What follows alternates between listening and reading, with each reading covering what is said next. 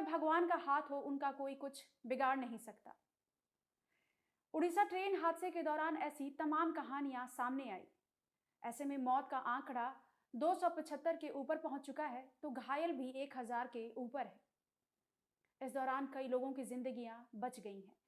इनमें कोलकाता के रहने वाले हेलाराम के बेटे विश्वजीत भी शामिल हैं, जिन्होंने मौत को मात देकर जिंदगी पाई है। दरअसल हेलाराम बताते हैं कि उसी दिन उन्होंने अपने बच्चे को ट्रेन में बैठाया था। कुछ देर बाद उन्हें फोन आता है कि उनके बच्चे की मौत हो गई है, जिसके बाद उन्होंने उम्मीद नहीं छोड़ी। उन्हें लगा कि ये झूठ है, उनका बच्चा जिंदा है।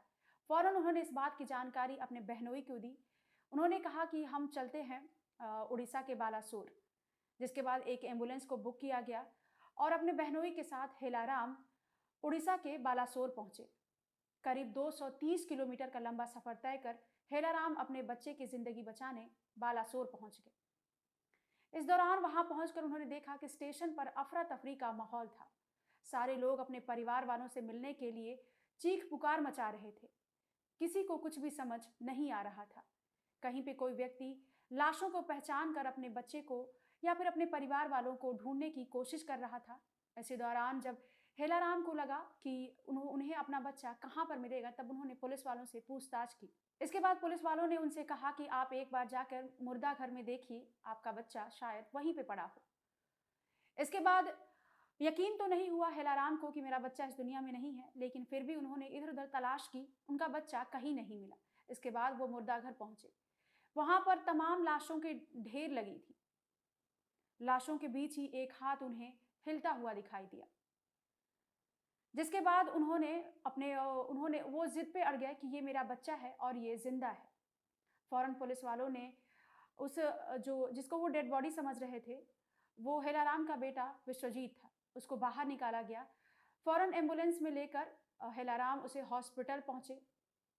इस दौरान आसान नहीं था विश्वजीत को वहां से निकालना, क्योंकि पुलिस वाले जो थे और वहां पे जो कर्मचारी थे वो जिद पर अड़े थे कि यहाँ पर सिर्फ मुर्दा जो है उन्हीं को लाया गया है, यानी कि सिर्फ डेड बॉडीज ही यहाँ पर पड़ी हुई हैं, जिंदा लोग यहाँ पर नहीं है। लेकिन हेलाराम जिद पर अड़ गए और उन्होंने अपने बच्चे को एम्बुलेंस में बैठाया और उसे लेकर हॉस्पिटल पहुंचे। इस दौरान विश्वजीत जो था वो बेहोश था। फौरन उसे उड़ीसा के बालासोर हॉस्पिटल में एडमिट कराया गया। वहां पर डॉक्टरों ने उसे प्राथमिक उपचार दिया और वहाँ जो घायल था उसे किसी भी तरीके से होश में लाया गया। जब वो होश में आया तो फिर उसे कटक रेफर कर दिया गया।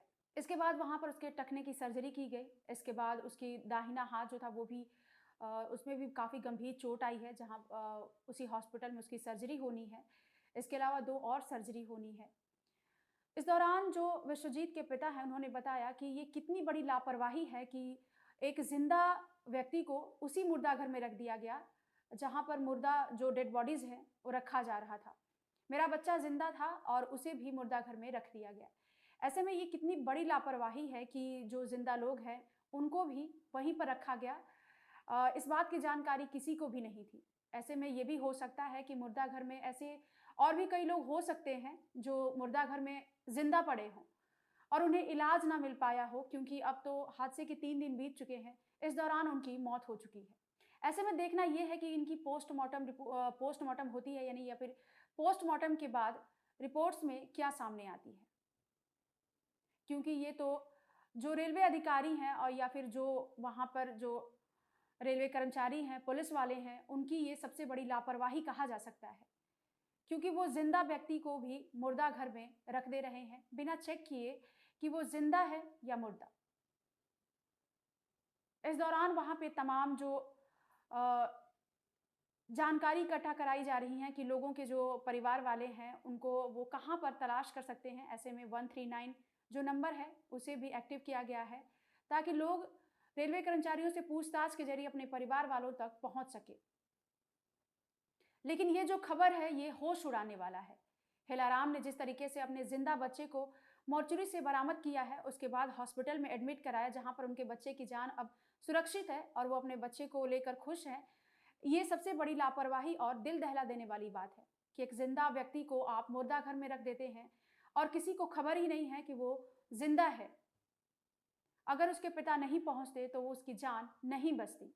ऐसे में पुलिस वालों को जाँच करनी चाहिए, जाँच करने के बाद ही मॉर्चरी में जो ऐसे लोग हैं उन्हें रखवाना चाहिए कि ऐसे में डॉक्टरों की हेल्प लेनी चाहिए कि जो लोग ज़िंदा होंगे उन्हें हॉस्पिटल में एडमिट कराना चाहिए।